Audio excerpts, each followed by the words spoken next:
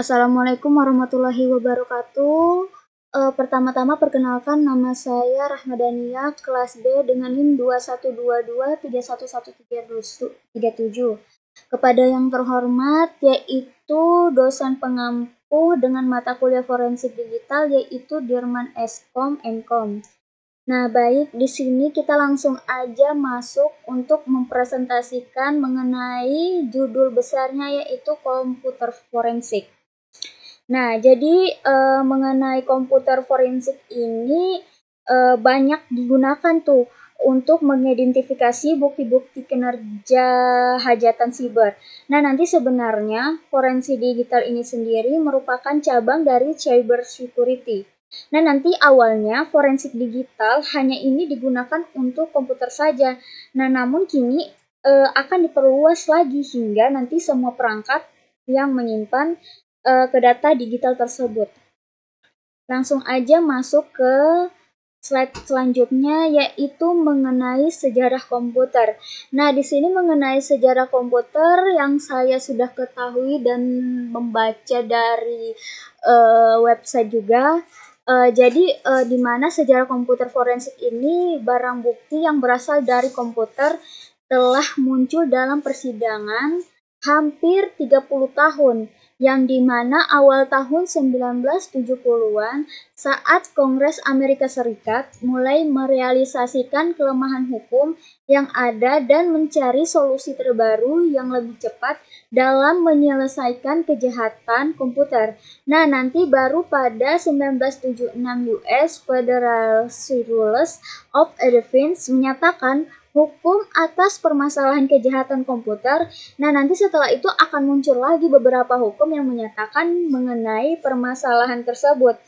Nah, jadi untuk masalah Chimberimsnya ini sudah ada pada tahun 2000-an yang dimana nanti berbagai badan dan lembaga ini telah menerbitkan pedoman forensik digital yang sebagaimana tanggapan atas standarisasi. Nah, jadi standarisasi ini menjadi lebih penting karena lembaga penegak hukum berpindah dari unit pusat ke unit lokal atau bahkan lokal untuk memenuhi permintaan. Nah, nanti contohnya nih seperti British National Heritage Crime Unit. Nah, nanti itu dibentuk pada tahun 2001 untuk menyediakan infrastruktur nasional untuk kejahatan cyber. Nah, jadi saat itulah nanti forensik digital itu mulai mendapatkan perhatian lebih hingga sudah mulai banyak perusahaan yang menawarkan pelatih forensik digital tersebut.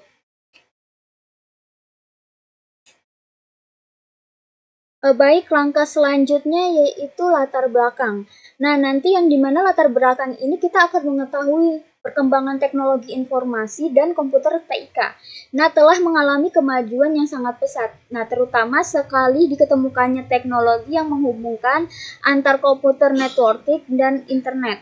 Nah, namun demikian, dari berbagai kemajuan tersebut, nah ternyata diikuti pula dengan perkembangannya sisi lain dari teknologi yang mengarahkan pada penggunaan komputer sebagai alat untuk melakukan berbagai modus kejahatan. Nah, istilahnya ini kemudian dikenal dengan cybercrime. Nah, jadi berbagai persoalan hukum, nah yang nanti munculnya pada akhir-akhir ini, nah nanti telah membuka tuh mata kita akan pentingnya keahlian di bidang digital forensik.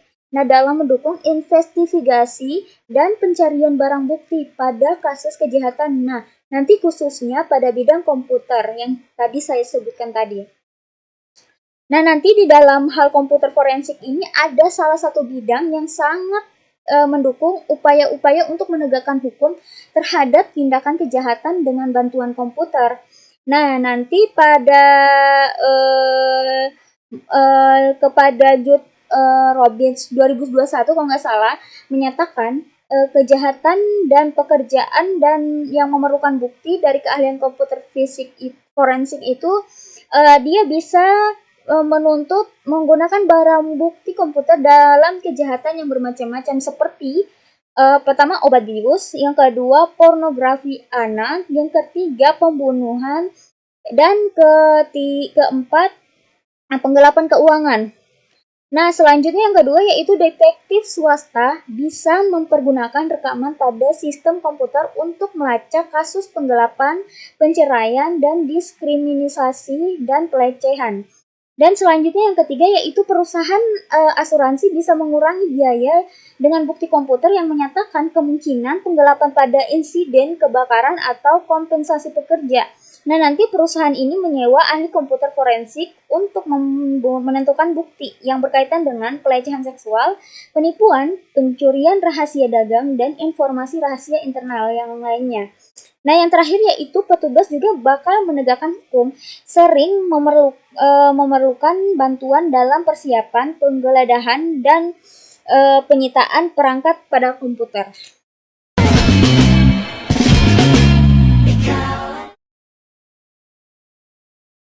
Dan langkah selanjutnya di sini kita sudah melihat bagian definisi komputer forensik, yang dimana terbagi menjadi dua, yaitu definisi sederhana, yang kedua komputer forensik. Nah, jadi yang dimaksud dengan definisi sederhana ini yaitu penggunaan sekumpulan prosedur untuk melakukan pengujian secara menyeluruh suatu sistem komputer dengan menggunakan software dan tool untuk mengambil dan memelihara barang bukti tindakan kriminal.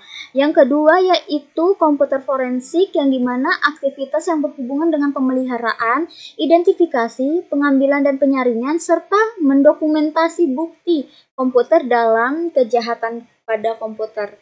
Dan langkah selanjutnya yaitu bukti digital evidence. Nah, jadi bukti digital itu merupakan informasi yang didapat dalam bentuk format digital.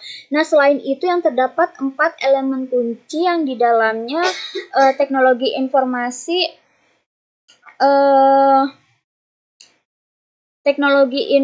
itu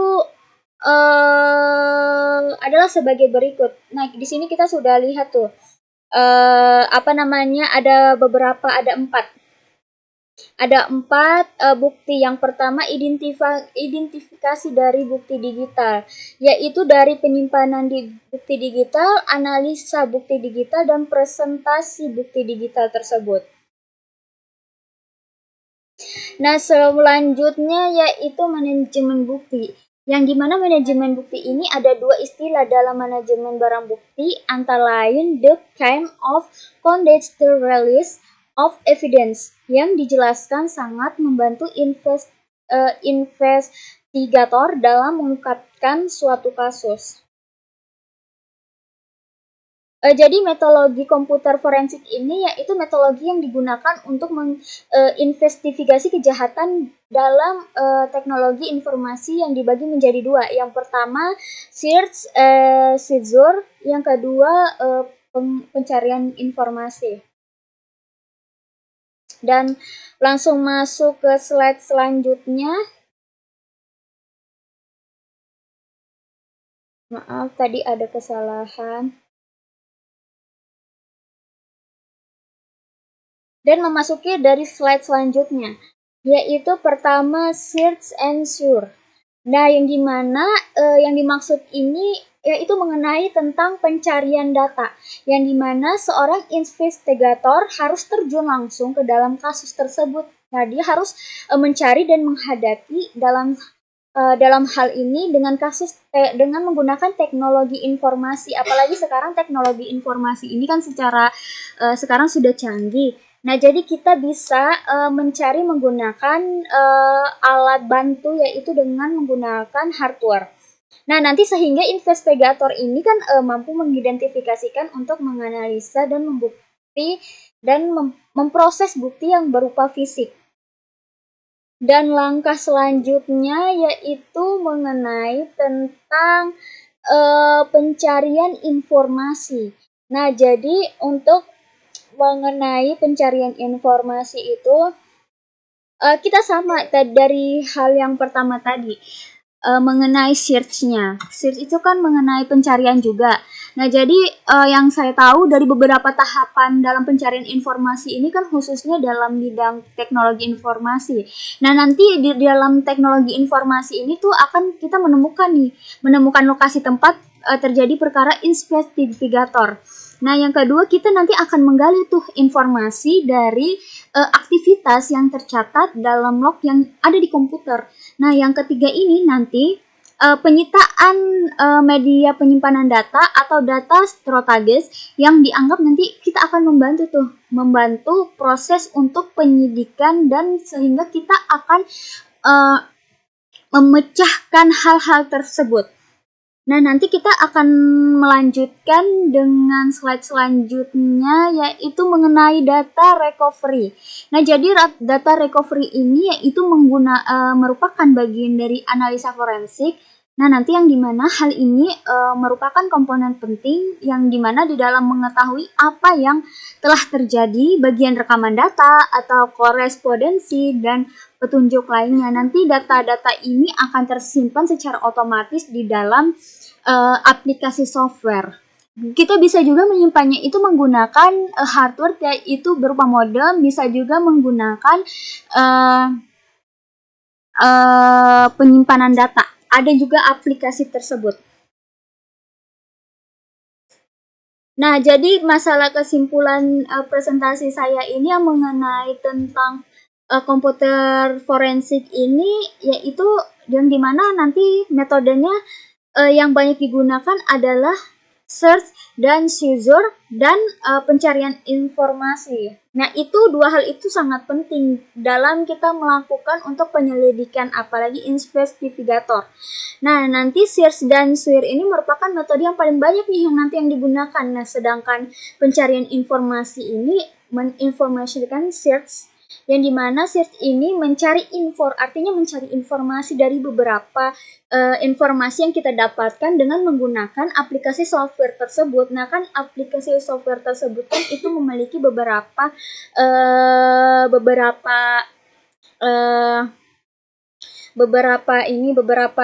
fitur-fiturnya. Nah, nanti sebagai perlengkapan alat bukti sehingga kita bisa mendapatkan bukti-bukti yang kuat.